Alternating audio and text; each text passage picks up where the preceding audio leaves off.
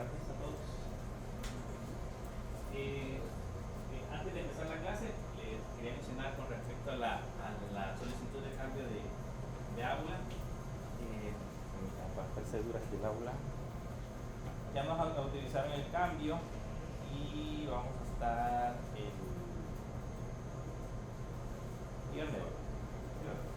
en el aula B35. Creo que la que habían dicho ustedes. Pues sí. Ahí en el aula B35.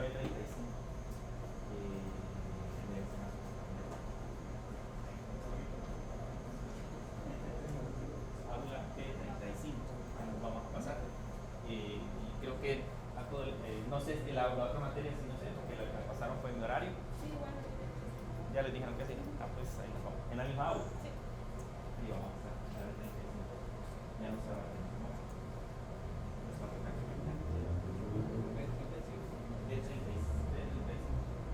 B35 le digo.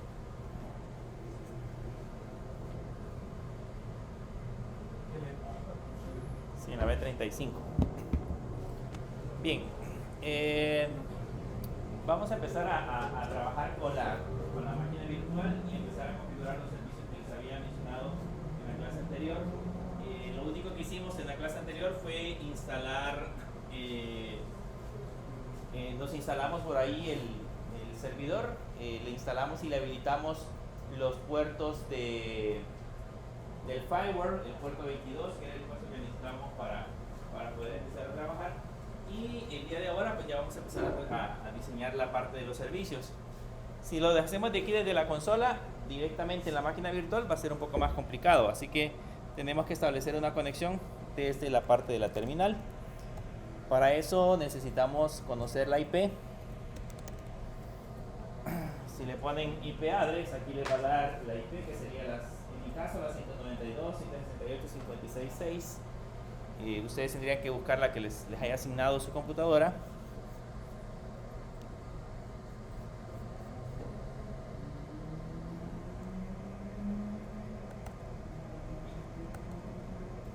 Y ya cuando la tengan, pues solamente le ponen SSH católica arroba 192.168.56.6.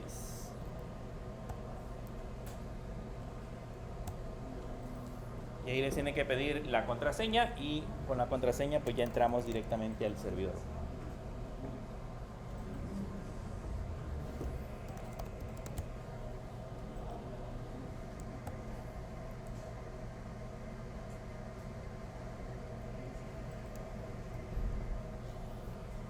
Si les aparece de color verdecito es porque ya está en el servidor y ya estamos listos para empezar a trabajar.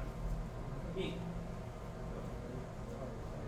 Es SSH, espacio, católica, arroba y la IP.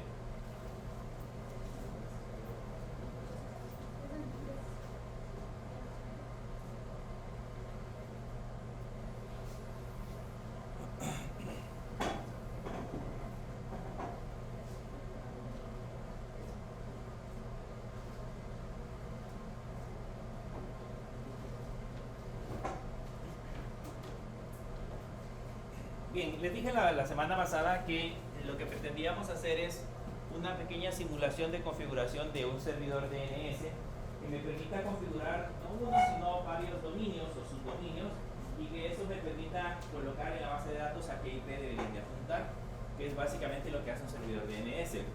Hablamos en la clase anterior que básicamente los servidores DNS son como una base de datos o son bases de datos que se encuentran en la red que les sirven a los navegadores y a cualquiera que haga una solicitud el poder interpretar o poder traducir un nombre de dominio a una IP o de lo contrario poder traducir una IP a un nombre de dominio.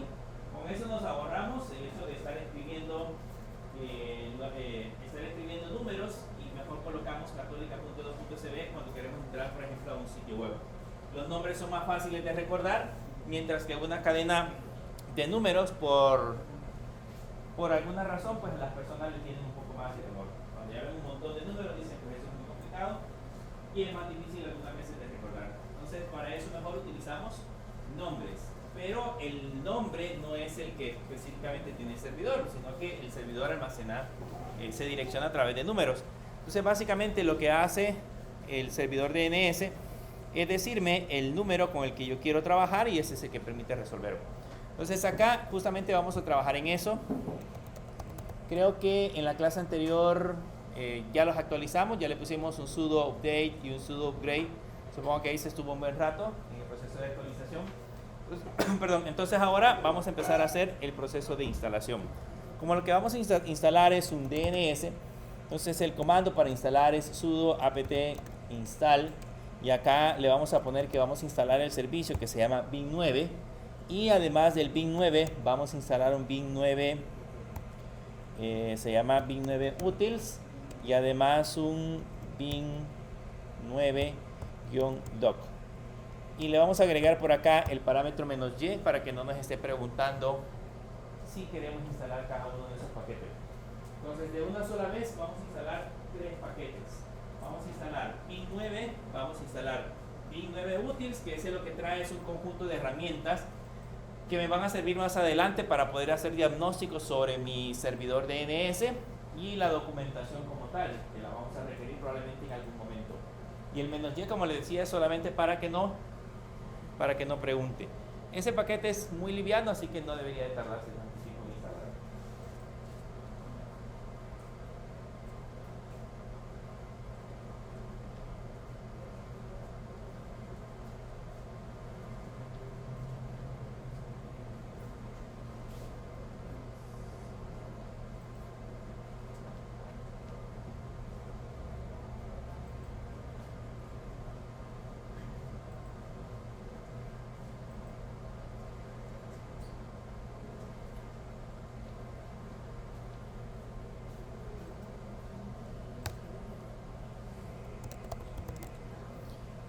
Ya cuando le damos enter, pues ahí empieza a buscar el paquete. Si su internet es rápido, lo tendría que instalar rápido.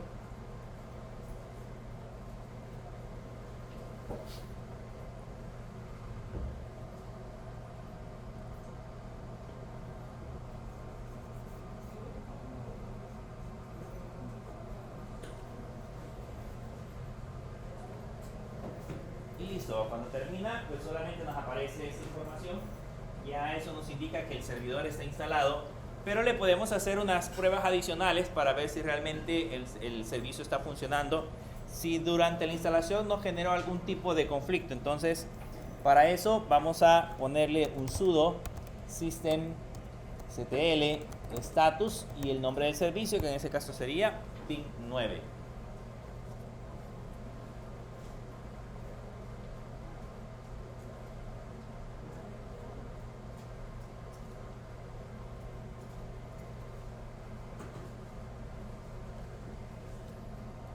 Si le damos enter, van a notar que aparece que el servicio dice que está activo y está corriendo de color verde y desde una sola vez ya nos dice que el servicio está enable es activado, significa de que también está resolviendo va a cargar automáticamente cuando el servidor se encienda.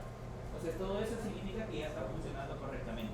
Ahora, no es mágico que el servidor DNS empiece a funcionar, sino que hay que ir haciendo una serie de configuraciones para irnos creando en ese caso los parámetros que le permitan devolver la información que necesitamos. Para eso hay una ruta, ustedes pueden escribir ll diagonal etc diagonal bin y ahí vamos a encontrar en esa ruta una serie de archivos que son con los que vamos a trabajar. Vean, esos archivos son los que ya contienen, en ese caso, el servicio DNS y en ese archivo vamos a empezar a agregar algunas cosas. Vean, nosotros lo vamos a hacer manual, vamos a utilizar un archivo de texto y desde ese archivo de texto vamos a editarnos toda la configuración, pero existen por supuesto algunas herramientas gráficas que me permiten hacer todo este proceso de configurar dominios, configurar las zonas, la base de datos como tal. Lo único que como son aplicaciones automatizadas, algunas veces agregan algunos parámetros que probablemente no sean necesarios. Nos hacen unos archivos muy grandes. Si yo lo hago de manera desde los fuentes, probablemente el archivo sea un poco más pequeño. Entonces, por eso algunas veces es importante saber dónde se encuentran esas configuraciones por si acaso no sucede algún problema.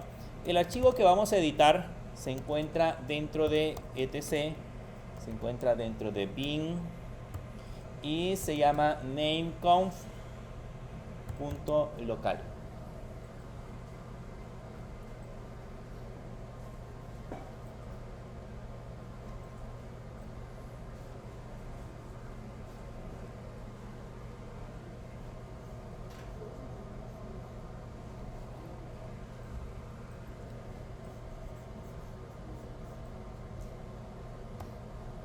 Y esto va a llevar hacia este archivo. ¿Okay? Ese archivo es el que vamos a modificar. Ese archivo es con el que vamos a trabajar. Vean, pero antes de empezar a trabajar con ese archivo, necesitamos definir dos elementos importantes. Dos elementos importantes que sería en ese caso definir la zona inversa y definir la zona directa.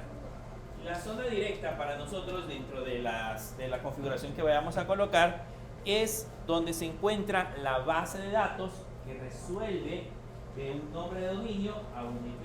Esa es la zona directa. La zona directa, cada vez que yo consulte un dominio, él va a ir a buscar a la zona directa. ¿Okay? Pero cuando yo quiera consultar un IP, digamos que quiera hacer el proceso inverso, voy a mandar un IP como consulta y me tiene que devolver el nombre del dominio, entonces lo que va a hacer es consultar la zona inversa. Entonces debo de configurar las dos cosas, debo de configurar la zona directa y debo de configurar la zona directa, la zona de directa y la inversa. Para eso necesitamos conocer algunos datos perdón, de nuestra red. Voy a cerrarlo por un momento y vamos a regresar acá y vamos a escribir IP address. Quiero que veamos algunas características de nuestra red.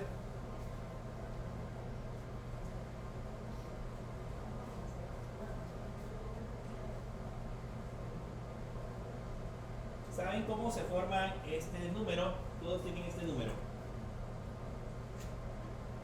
El 10.0.2.15 diagonal 24. Todos tienen ese número. ¿Sí? Todo les asignó esa red. Vamos a trabajar con esa red. Por el momento podemos trabajar con las dos, pero en este caso vamos a configurar los dominios para la primera IP. Vean, este 10.0.2.15 diagonal 24 significa de que de estos dígitos que tenemos acá, nosotros tenemos que tomar 24 bits para identificar la red de nuestra computadora. ¿Ya han escuchado la máscara de entrada? ¿O han configurado la máscara de entrada alguna vez en su computadora?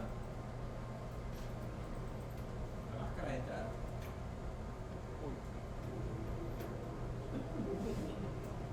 Entrada. Por ejemplo, la máscara de entrada, si ustedes buscan en los adaptadores de red, normalmente le ponen 255, 255, 255.0. ¿Nunca lo han visto?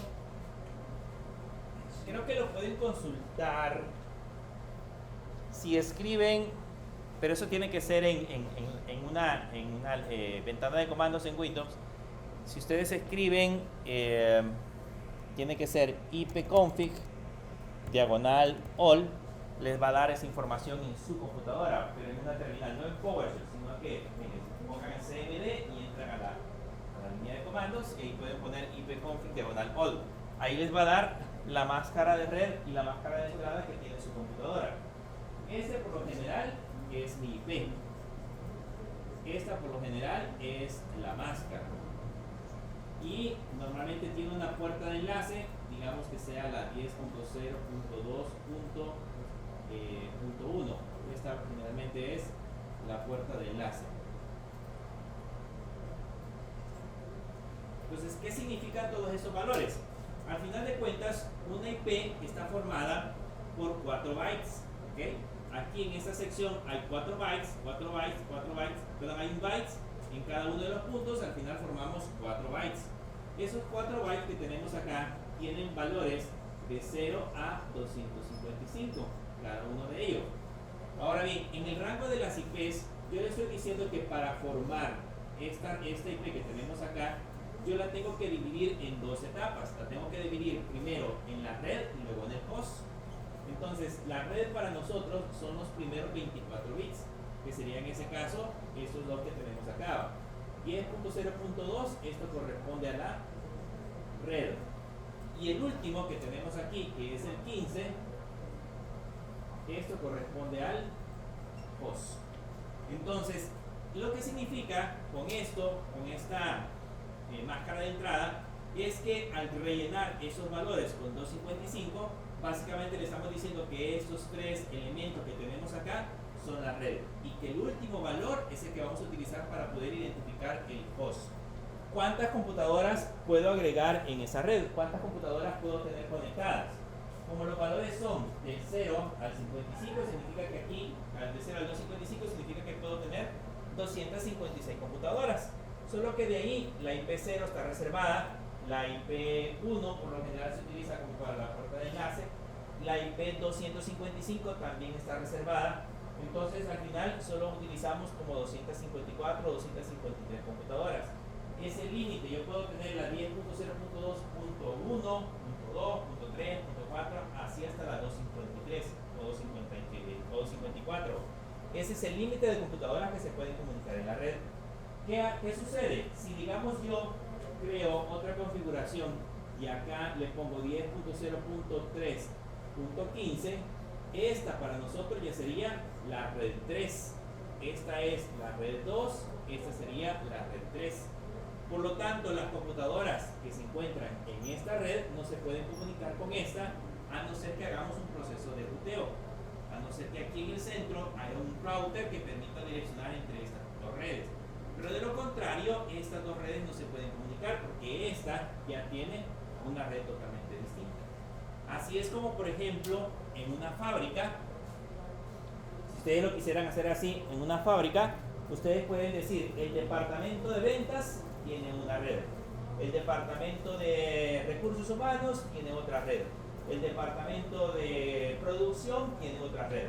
Entonces, todas las computadoras de administración solo se comunican entre ellas, las de recursos humanos solo entre ellas y las de producción solo entre ellas. Y ninguna de esas computadoras puede ver los recursos de la otra, a no ser que nosotros pongamos un router que permita comunicarse entre ellas. De lo contrario, entre ellas mismas, aunque estén conectados al mismo switch y tengamos cableada la misma red, no se van a poder comunicar porque están configuradas en una red totalmente distinta. Eso es por cuestiones de seguridad. Ustedes pueden segmentar su red de esa manera. Ahora, ¿para qué nos sirve esto? Esto nos va a servir a nosotros para poder configurar nuestro DNS, porque debemos de identificar de nuestro DNS cuál es la red y cuál es el host. Como ya vimos acá, que de esta parte que dice diagonal 24 significa de que está tomando los primeros tres bytes para formar la red, entonces ya nosotros asumimos que son estos primeros tres caracteres. Si aquí solo dijera 16, entonces significa de que la red estaría conformada por 10.0 y después los dos siguientes dígitos serían el host.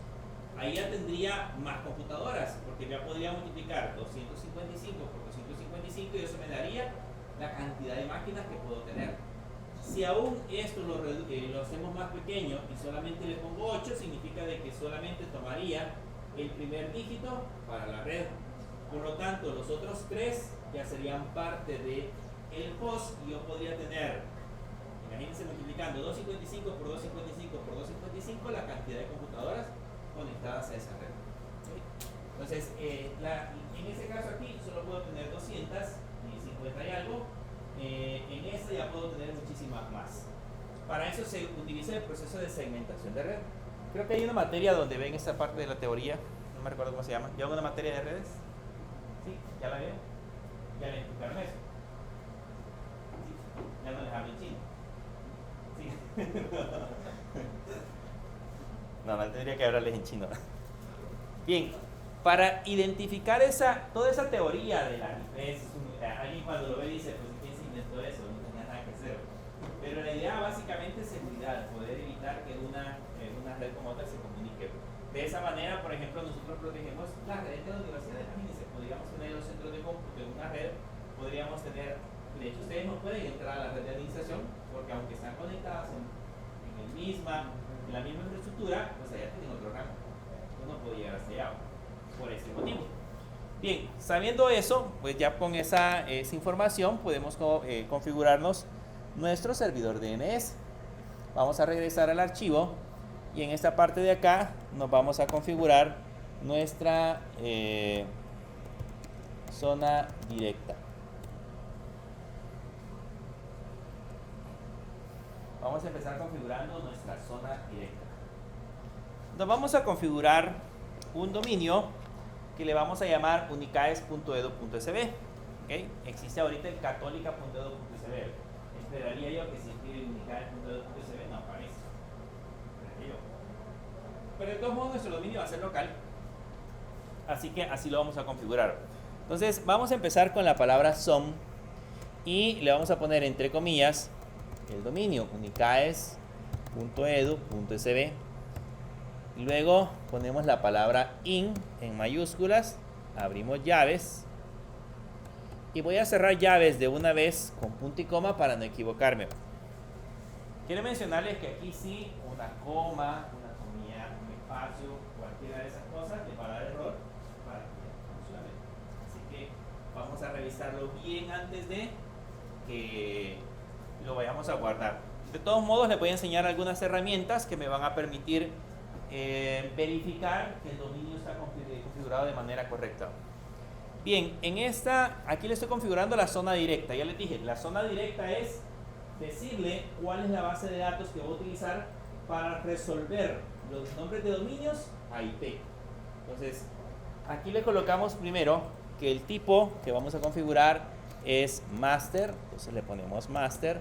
Podemos tener servidores de dominio esclavos, si queremos verlo de esa forma. Ya tendríamos que cambiar, en lugar de master, ponerle slave. Y luego el nombre del archivo. El nombre del archivo lo vamos a guardar dentro de etc, dentro de la carpeta bin, y se va a llamar práctica.db. Yo le puedo poner el nombre que se me ocurra. ¿Okay? Yo le estoy poniendo práctica.db, pero ustedes le pueden colocar el nombre que ustedes quieran, siempre y cuando coincida con el archivo que nos vamos a crear posteriormente. Son archivos que deben estar colocados con el mismo nombre. Bien, luego le ponemos otro parámetro que es el que permite en este caso hacer actualizaciones. Le vamos a decir que permitir actualizaciones, le ponemos ninguna y punto y coma.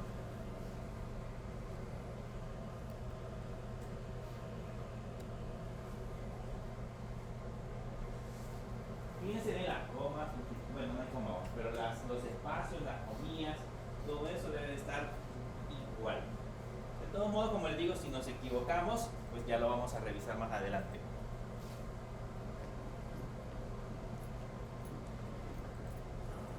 Ya tenemos configurada la zona directa. Hoy nos vamos a configurar la zona inversa. Recuérdense que en ese caso el signo de numeral que colocamos ahí significa comentarios, por lo tanto esa palabra zona inversa pues no la lee en la configuración. Con el signo S podemos colocar comentarios al estilo de la terminal de Linux. Bien, aquí es donde ya empezamos a hacer la parte de la zona inversa. Como ya determinamos que nuestra IP está conformada por los primeros 3 dígitos para representar la red y el último dígito es el host, entonces como esta es una zona inversa, nuestra zona inversa va a ser de derecha a izquierda, va a ser 2.0.10. Tomamos este dígito y lo revertimos, por eso se llama zona inversa. Nos vamos a tomar el valor de la derecha hacia la izquierda y eso va a ser parte de la zona inversa. Entonces ahí vamos a escribir en esa parte la zona inversa, le ponemos la palabra som, colocamos entre comillas el 2.0.10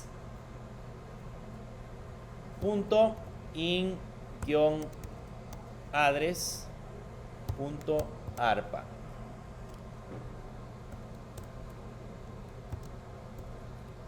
Y ahí abro y cierro llaves para posteriormente poder escribir la información. Aquí no es O, es 0.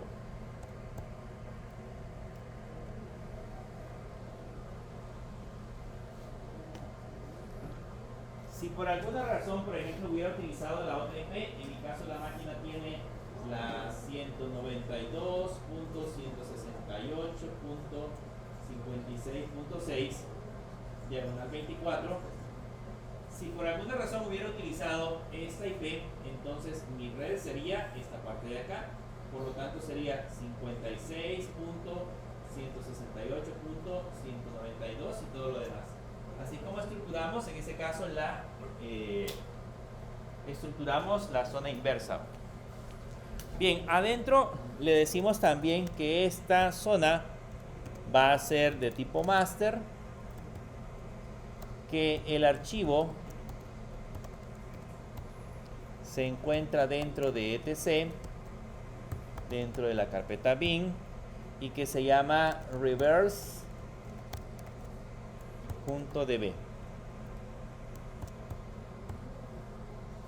Y le vamos a poner que también permita actualizaciones.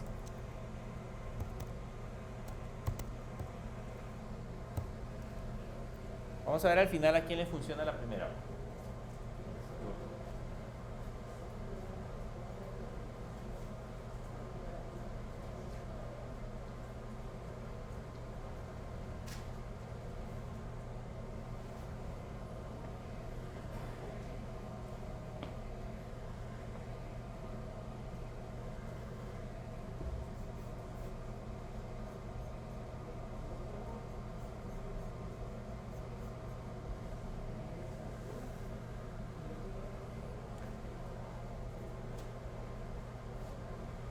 Bien, con eso ya tenemos listo el documento. Le presionamos Control O para guardarlo, Control O y Enter, y luego Control X. Y ya tenemos creado nuestra primera configuración. Esta configuración solo le hemos especificado los nombres de la base de datos. La base de datos para la zona directa y la base de datos para la zona inversa. Ahora el siguiente paso es crearnos esos archivos. Entonces le vamos a poner sudo nano diagonal etc diagonal bin diagonal práctica.db, que es el archivo, el primer archivo de la zona directa que nos vamos a configurar.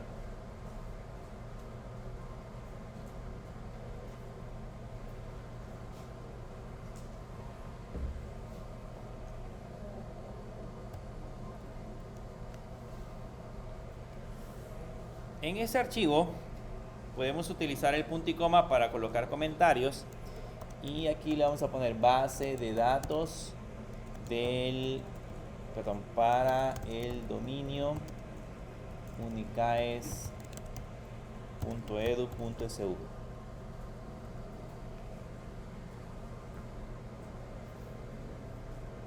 Ese también solo es un comentario, nada más. Pero ya después si colocamos los primeros parámetros. El primer parámetro es un TTL, que es como un tiempo de refresco predeterminado, y le voy a colocar un número. Ese número que le acabo de colocar está representado en milésimas de segundo. Tiene que transformar ese 604.800 a minutos para saber a cuántos minutos se refiere. Pero básicamente son milésimas de segundo.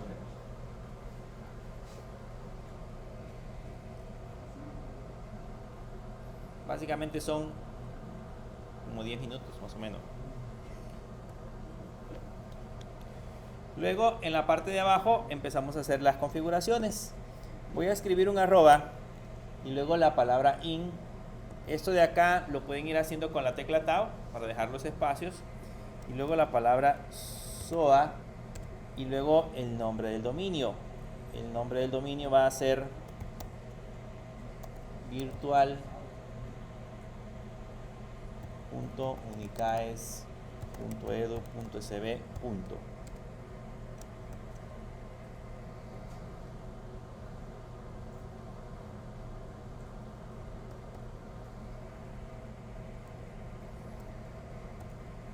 Y aquí son paréntesis.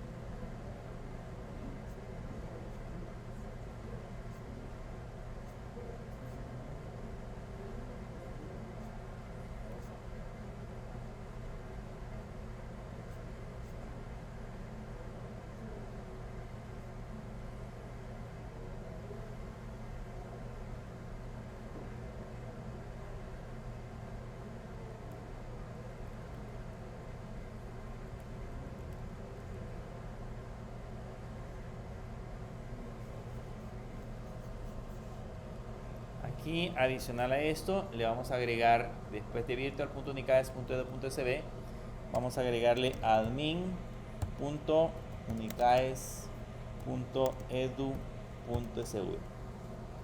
Punto.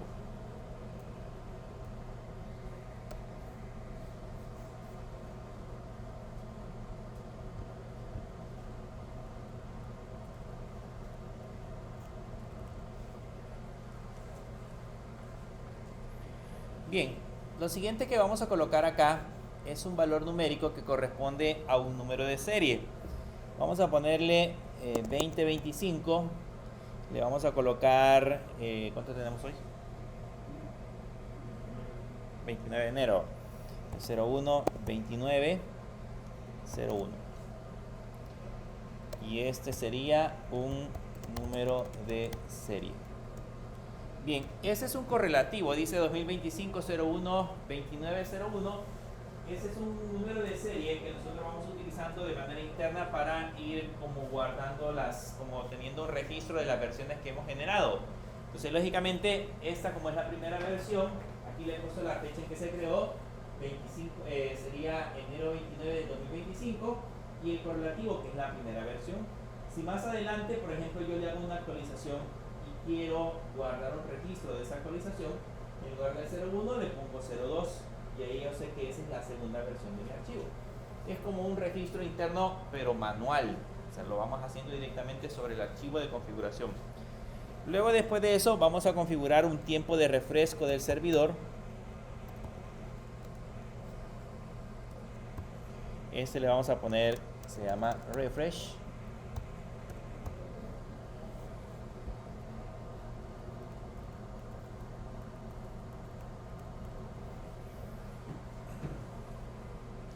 Ese refresh es como un tiempo de refresco o de actualización. Se han dado cuenta que, por ejemplo, los servidores cuando uno publica un dominio, cada cierto periodo de tiempo esos dominios se replican. No sé si han comprado un dominio ustedes. ¿No lo han hecho en ninguna materia todavía? Si ustedes entran, por ejemplo, a GoDaddy y dicen, quiero comprar el dominio miempresa.com, por ejemplo. Entonces, y ese dominio lo quieren alojar directamente en GoDaddy, ahí lo van a configurar y le van a hacer varias adaptaciones. Ahora, las adaptaciones que ustedes les hagan para que se repliquen en la red, para que cada servidor pueda ser actualizado, necesita cierto tiempo de actualización. No lo hacen cada segundo, sino que dejan como ciertos espacios, primero para evitar problemas de saturación de los servidores. Entonces, esos números que estamos colocando ahí, básicamente se refiere a esos valores, al tiempo que se tarda, en este caso el servidor, de poder actualizar sus bases de datos. Después del tiempo de refresco, vamos a colocar otro número que también está representado en milésimas de segundo. Ese número es 86.400.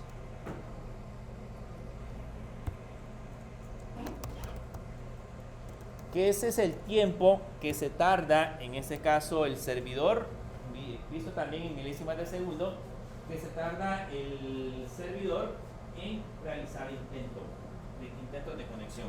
Sería 86.400, que se tarda en realizar intentos de conexión. También podemos poner un tiempo de expiración con un 24, 19, 200, sería 2.419.200, que este es un tiempo de expiración. ¿Cuánto tiempo se tarda el servidor en expirar una petición que nosotros hayamos generado? Digamos que llega una petición al servidor, esa petición va a estar en cola, va a estar consultando la base de datos. Después de ese tiempo, esa petición se corta, se elimina, ¿ya? Porque si no, dejaríamos demasiadas conexiones abiertas. Y luego vamos a colocar el mismo número que tenemos arriba, que sería 604.800, que ese sería el mismo TTL. Y aquí cerramos paréntesis.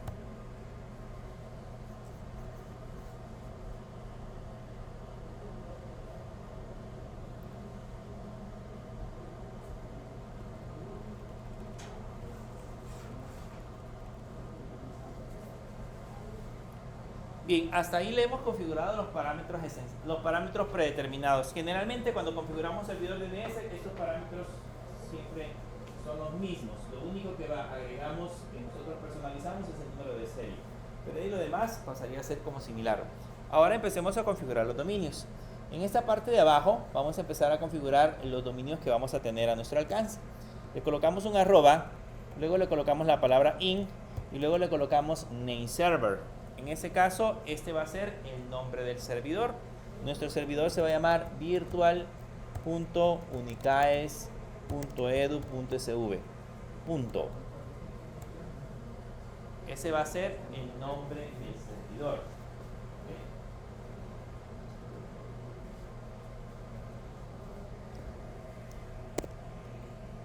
Luego vamos a colocar otro in y vamos a colocar un MX. En ese MX voy a colocar, por ejemplo, un 10 y le voy a poner mail.unicaes.edu.sv. Y también voy a colocar en la parte de abajo otro in, un MX, y le voy a colocar un 20, mail2.unicaes.edu.sv.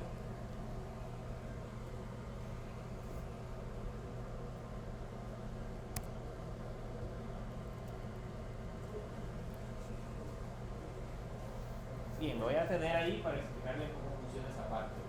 Eso, aunque nosotros lo estamos haciendo ahorita en simples archivos de texto, si ustedes más adelante compran un dominio en GoDaddy, probablemente les toque configurar esos parámetros. Si ustedes compran un dominio en GoDaddy, normalmente ellos les ofrecen de manera predeterminada correos electrónicos utilizando Office 365. Podemos usar los correos de Office 365, pero hay que pagar una suscripción.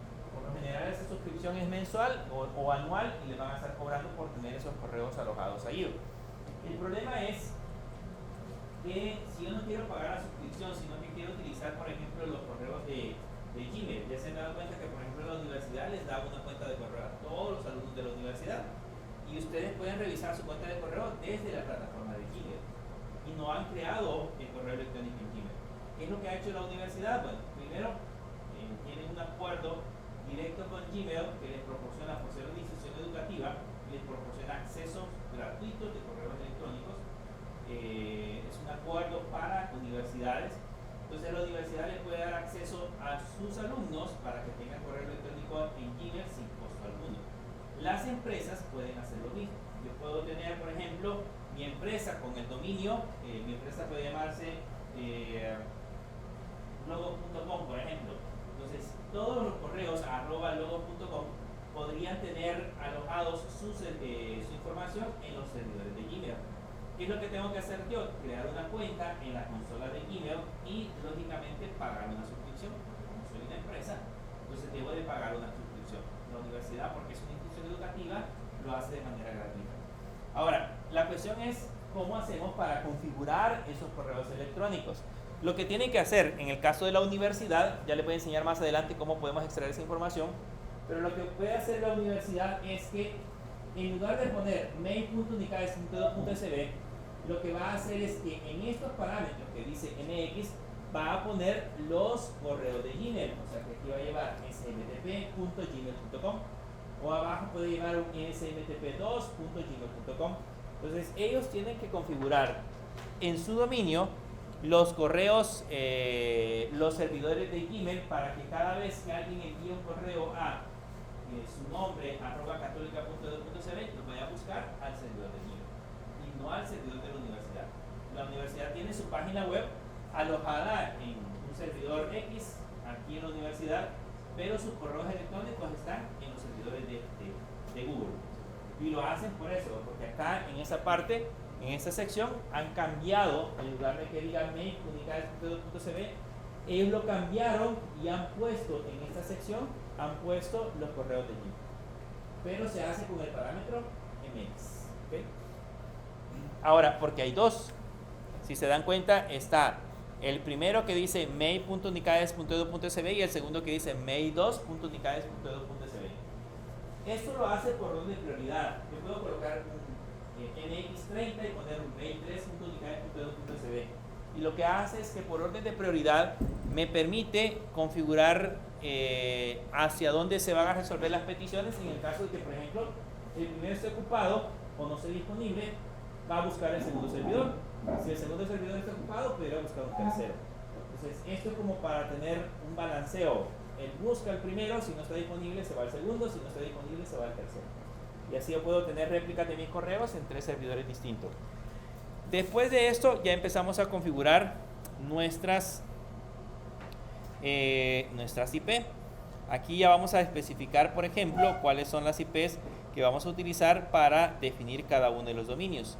Entonces acá, en la siguiente línea, vamos a decir que para el dominio que se llame virtual.unicaes.edu.sb voy a utilizar un parámetro que se llama A, de appointment. Y ahí le estoy diciendo a qué IP va a apuntar. Pues va a apuntar a la 10.0.2.15. Cada vez que yo escriba virtual.unicaes.edu.sb, la IP que me va a resolver es la 10.2.15. Voy a crear otro, voy a crear el system. Cada vez que yo escriba system.unicaes.edu.sb, le voy a decir que apunte a la 10.0.2.16.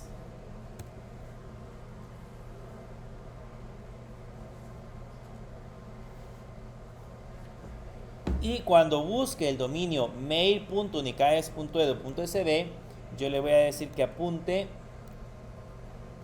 a la 10.0.2.17.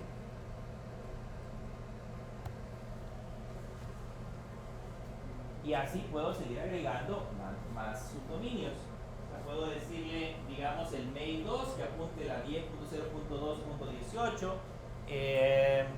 Plataforma, por ejemplo, aquí si se dan cuenta cuando entra a la plataforma es plataforma.católica.edu.sb. Entonces le podemos decir que plataforma apunte a otra IP, que registro académico.católica.edu.sb apunte a otra IP y así sucesivamente. O sea, aquí voy colocando los nombres de los subdominios y la IP a la que debería de empezar a resolverlo. En nuestro caso ya hemos colocado las 4. Ahora, actualmente casi ya no se utiliza www. Se han dado cuenta que ya no es necesario ponerle www.católica.edu.sb. De hecho, el navegador ya lo oculta, pero pues la gente que usaba internet muy antes todavía sigue acostumbrada.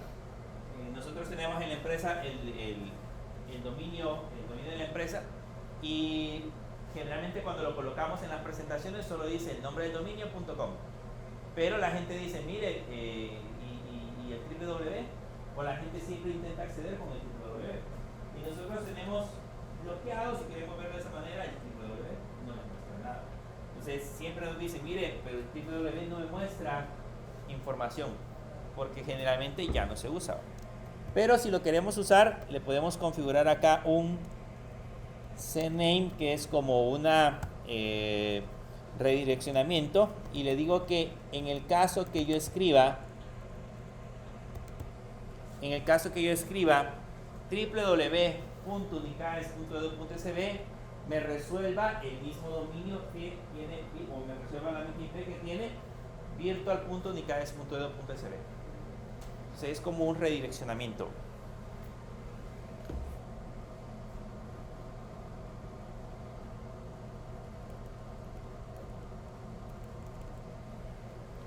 Y hasta ahí ya tenemos configurado nuestra zona directa. Échenle un vistazo antes de que lo quitemos, a ver si no le falta un punto, una coma o algo por el estilo, porque después ya vamos a ver herramientas para poder encontrar errores, pero por si acaso, si nos genera algún tipo de error, vamos a ver si nos funciona en la primera. Después le vamos a poner errores adrede, pero por el momento lo vamos a dejar así.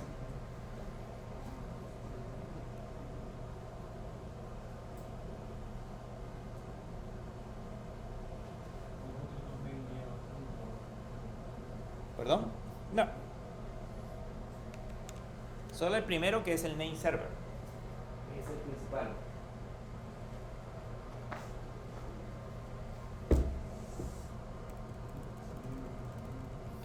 Bien, ya que tenemos configurado la zona directa, lo vamos a guardar con control O y le vamos a dar control X y regresamos de nuevo hacia la pantalla principal. Y ahora nos tendríamos que crear la base de datos del reverser.db, que sería la zona inversa. Pero básicamente la zona inversa lleva lo mismo que tenemos en la parte superior, lleva casi lo mismo.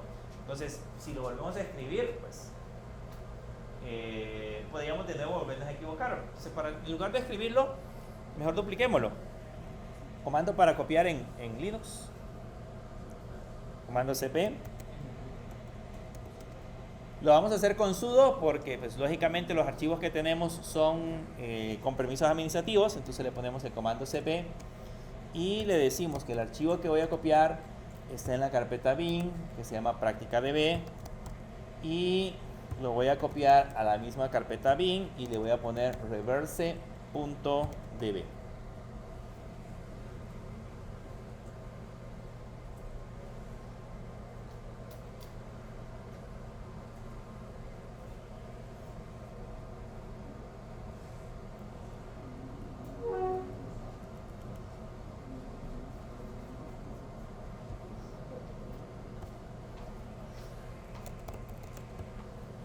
Y ahí le damos enter y ahí ya nos aparece copiado el archivo. Y por supuesto ahora lo que vamos a hacer es editarlo. Entonces le vamos a poner sudo nano diagonal etc diagonal bin diagonal reverser.db.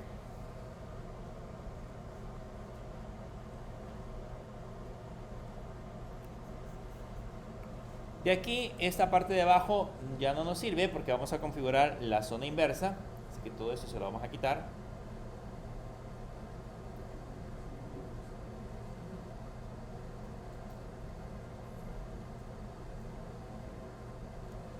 Hasta aquí, ¿verdad? Lo de arriba es exactamente igual. Lo que vamos a quitar es la parte de abajo.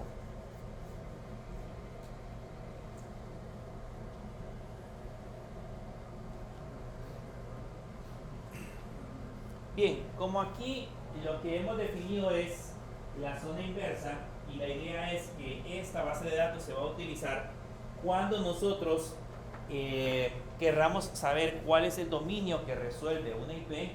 Entonces aquí debemos de especificar las IPs que vamos a resolver, solo que aquí solamente utilizamos el host. Por ejemplo, en el caso, el primer host era el 15, entonces le pongo, ¿se acuerdan que era 10.0.2.15? Pero como ya tenemos en el archivo de configuración el 10.0.2, solamente le voy a poner el 15 y le digo un in y utilizamos un parámetro que se llama ptr.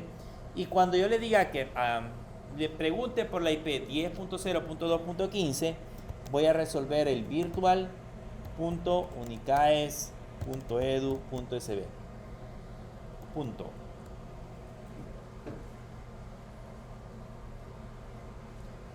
Cuando ponga la 10.0.2.16, le voy a decir que voy a devolver system. Ahí le podríamos poner completo, system.unicaes.edu.sb, le vamos a dejar como system. Cuando pongamos la 17, le vamos a decir que el dominio que quiero resolver es el de mail.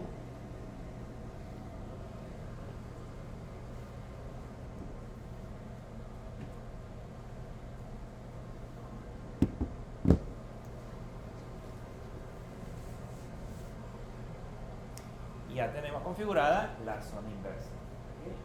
¿Qué es lo que debemos de considerar? Es que ya tenemos esta parte definida en el otro archivo. Ahora lo que nos hace falta es nada más colocar el host. Entonces lo que vamos haciendo es colocando el host para que lo pueda resolver de manera automática.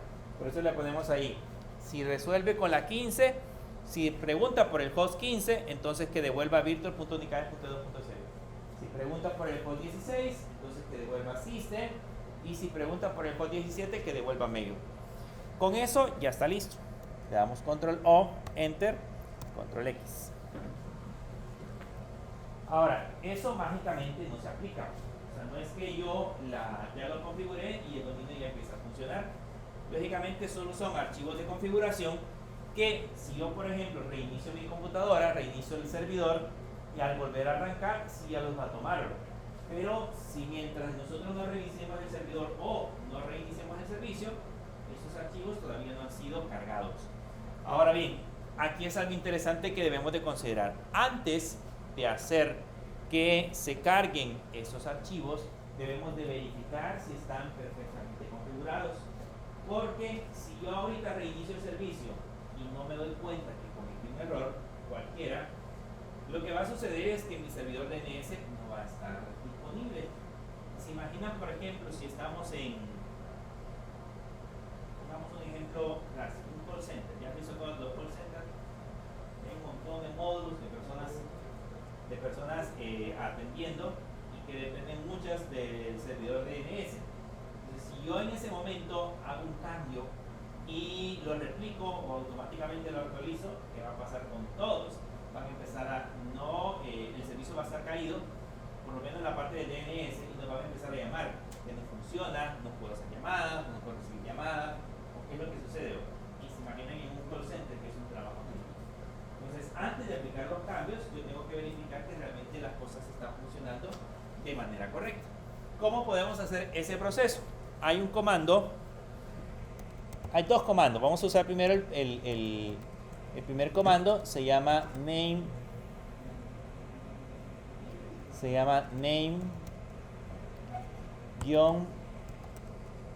check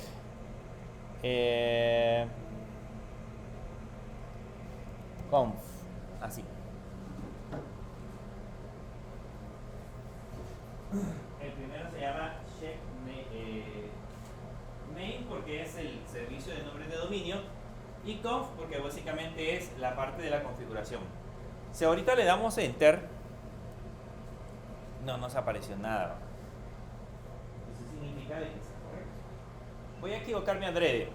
Voy a hacer acá. Ustedes no lo hagan en su computadora, o si quieren lo pueden hacer. Voy a revisar el primer archivo, este. Y por ejemplo, imagínense que se me olvidó colocar este punto y coma. Le voy a dar control O y enter y control X. Y ahora lo vuelvo a correr. Y ahora sí me dice que tengo un error. Ahí le dice la línea. Por eso, ahorita ya les aparece. Por ejemplo, yo cometí un error. Me dice que hay un error en el archivo name.com.local en la línea 20. Antes de, y ahí aparece aparece la llave. Entonces puedo ir y buscar cómo sé cuál es la línea 20. Si ustedes aquí en Nano presionan control C, por acá les dice en la línea que se encuentra. Por ejemplo, ahorita yo estoy en la línea 19. Entonces, por ende, la de abajo sería la línea 20. Ahí estoy en la línea 20. Y aquí me doy cuenta que pues me equivoqué y no le puse un punto y coma. Se lo coloco y lo volvemos a correr y ya no tengo problemas. ¿Qué error le dio a usted?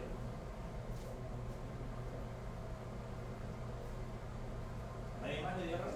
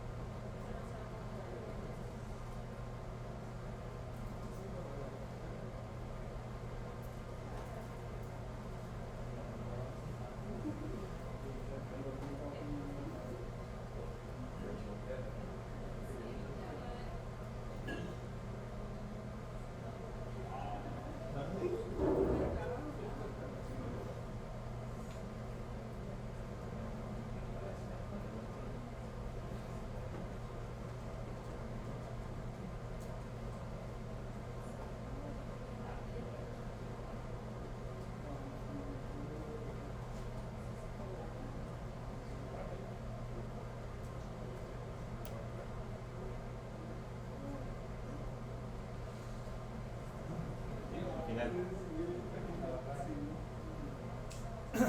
Bien, en teoría con eso, pues podríamos decir, ah, bueno, ya está bien, lo podría reiniciar. ¿Okay? Pero justamente al momento de reiniciarlo, pues también nos damos cuenta que no funcionó y no tenía error. Pues hay otra cosa que debemos de chequear. Entonces aquí podemos escribir el comando sudo, se llama name-check-zone, y aquí le vamos a decir que vamos a chequear el virtual.unicaes.edu.sb y le vamos a decir que ese archivo está dentro de etc, se llama bin, se llama práctica de web. Ese sirve para chequear el archivo de la zona, porque el anterior solamente nos chequea las configuraciones que colocamos en el name.com.local, pero este verifica las configuraciones que hemos hecho en el archivo de práctica.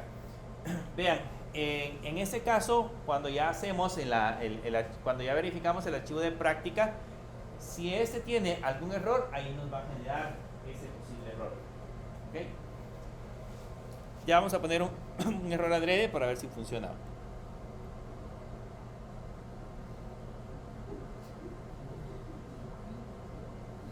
Ahí nos dice que en el caso de virtual.unicaes.edu.sb no tiene un appointment A para poder recuperar en ese caso la parte del servidor.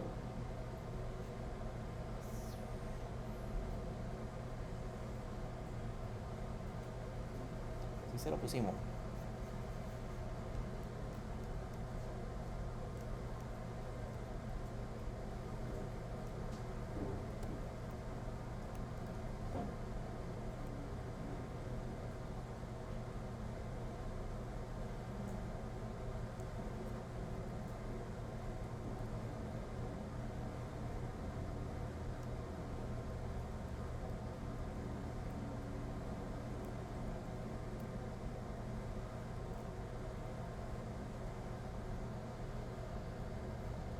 Bien, vamos a probar reiniciar el servicio a ver si nos funciona. Pongámosle sudo systemctl restart y le ponemos el servicio que sería bin 9.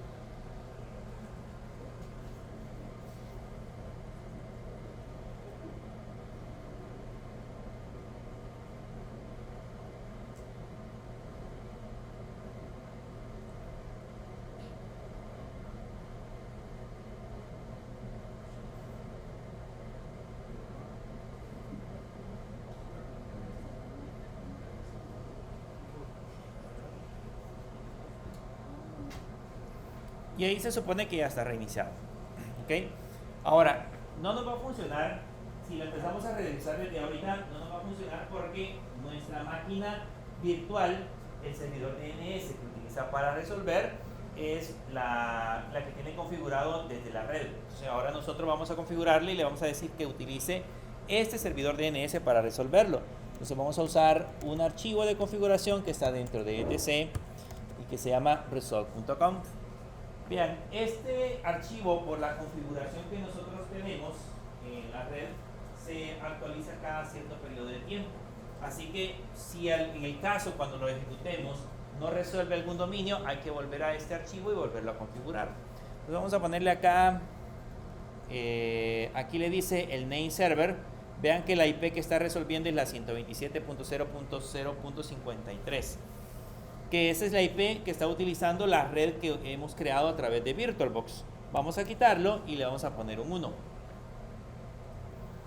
¿Cuál es la máquina 127.0.0.1? ¿La esa IP? ¿A cuál máquina corresponde? A la misma máquina, que sería en ese caso el localhost. Básicamente estamos resolviendo a la misma computadora. El servidor, esa IP está reservada para su máquina local. Cualquier máquina que nosotros utilicemos tiene asignada esta IP. Entonces ahora le damos control O y enter, y ahora control X, y ahora vamos a utilizar el comando ping y le vamos a poner virtual.unicaes.edu.sb.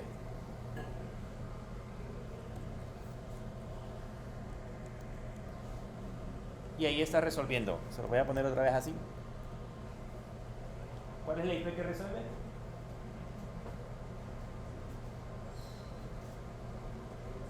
La 10.0.2.15. Significa que está funcionando.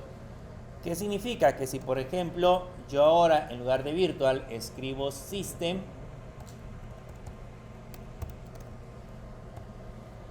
¿cuál resuelve?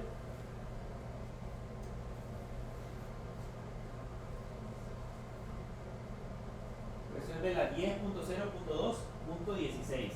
Lógicamente no obtengo respuesta. Aquí me dice que el destino ha sido rechazado porque pues esa IP16 no existe. Esa es la diferencia. ¿Perdón? Voy. Si ahora probemos el otro nada más, solo para ver. Y esta me da la 17. Entonces, hasta ahorita todo está bien.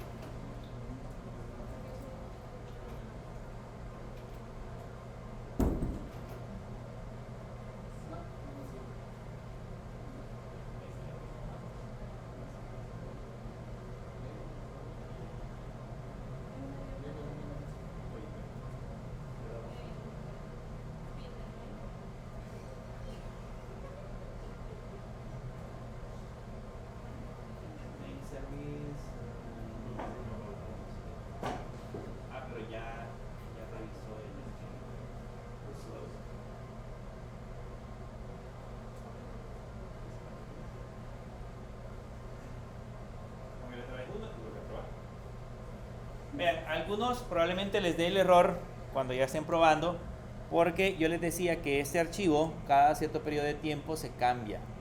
Por ejemplo acá, bueno, la mía sigue teniendo la 1, pero se van a dar cuenta que si vuelven a entrar probablemente les ponga 53 y tienen que volver a cambiar de nuevo a 1. ¿Okay? ¿Usted tiene otro error?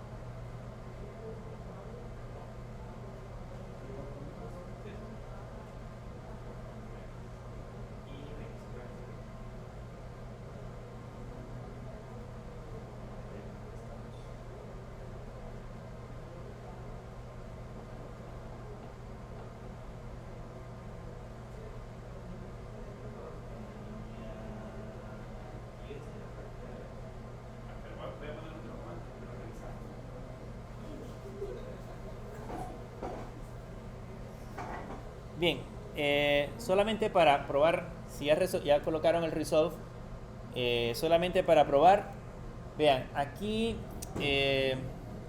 lo vamos a ver en detalle en la otra clase, pero solamente para hacer referencia, yo puedo utilizar también el comando nslookup y ponerle, por ejemplo, virtual.unicaes.edu.sv, y van a notar que este también me devuelve, automáticamente me devuelve el servidor DNS donde estoy consultando, y luego también el nombre del dominio que estoy consultando y la IP a la que apunto. Entonces este me da más información que el comando ping, ¿okay? Y de igual manera puedo ponerle acá, en lugar de virtual, puedo ponerle system, por ejemplo, y me debería devolver en este caso la IP16. Ahora también puedo hacer el proceso inverso. Yo le puedo decir que me diga la 10.0.2.15 con este comando, y van a notar que me dice que esa IP apunta a virtual.unicaes.edu.sv. Entonces, si ustedes conocen alguna IP pública y quieren saber cuál es el dominio que resuelve con esa IP pública, pueden ocupar el comando nslookup. Si tienen el dominio y quieren saber a qué IP apunta ese dominio, entonces pueden también utilizar el comando nslookup. Vamos a ver en detalle ese mismo comando en la próxima clase. Les voy a enseñar otros parámetros adicionales que nos van a servir para resolver ese problema, ¿okay? Pero por el momento, déjenlo así. Solamente voy a resolver la suya. ¿Funcionó? No, voy a resolver la suya y la suya para que veamos cómo funciona. Déjenlo así y en la próxima clase terminamos de configurar el DNS.